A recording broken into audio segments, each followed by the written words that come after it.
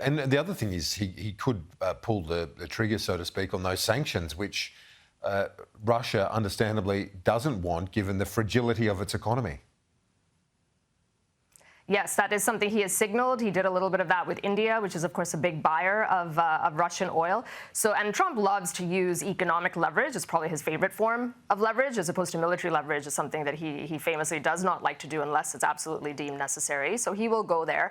That's more of the stick. And I think the carrot could be some sort of pathway to normalization of relations, which ultimately is what President Trump wants between these two nuclear powers in the world. And so if there is something there, like a pathway to greater commercial ties or something else in exchange for a ceasefire or peace, that might be something that we see coming out of this as well.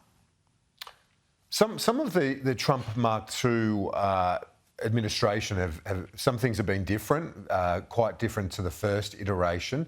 This is a consistency, though, and this is a continuity with his first term in that he's happy to meet with individuals, strongman leaders that others have avoided over the years.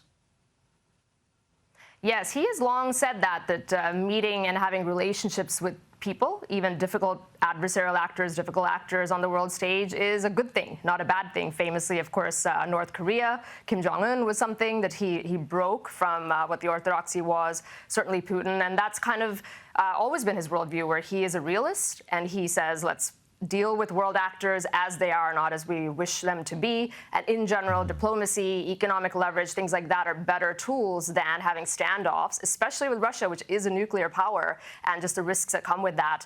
It's just much better to have some sort of pathway to some sort of relationship. Doesn't mean they have to be your friend, doesn't mean you condone everything that they do, but you just deal in reality, and that certainly is a break, and I think a refreshing one for many people in the U.S. electorate compared to what the pathway has been from both parties, frankly, for the last half century.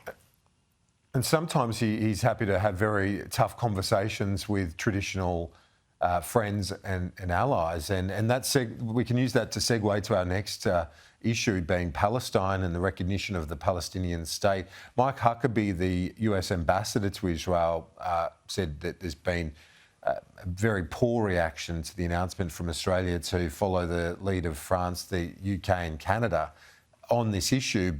But we've also heard from Donald Trump at times where his patience has been tested by Benjamin Netanyahu as well, Kosha.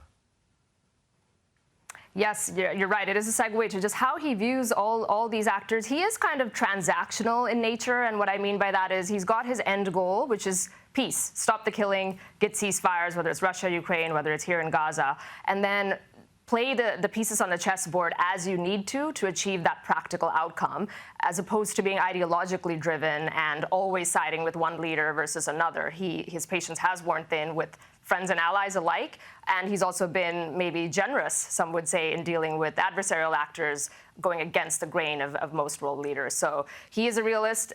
He has not been happy with whether it's Australia or other countries, Canada, France, et cetera, going and leaning into the two-state solution and Palestinian statehood. He's threatened Canada with more tariffs because they also did that as an example. But then by the flip side, he's put out statements saying he can understand why different nations have their own internal politics that are leading them to do that. So he likes to leave a little bit of wiggle room, I guess, to get to that end goal of hopefully peace.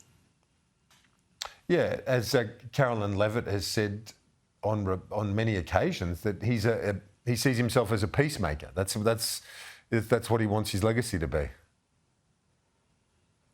It sure is. I think he's been nominated now 3 times for the Nobel Peace Prize. We'll see. All those institutions have been political. There's a lot of wood to chop still, for sure, in both of these conflicts as we look, and he's only got 3 years left or so to go. But if he pulls this off, and just looking at what the world was like that he inherited versus where it's going to end, it very much could be his legacy, and that is how he's wired. He likes to do deals, he likes economics, and he really is somebody who doesn't like kinetic warfare, and he's doing his best in his style to try and play the mediator role and bring it to an end. And he wouldn't mind the Nobel Peace Prize along the way. Kosha Gada, thanks so much. Appreciate it. We'll see you soon. Thank you.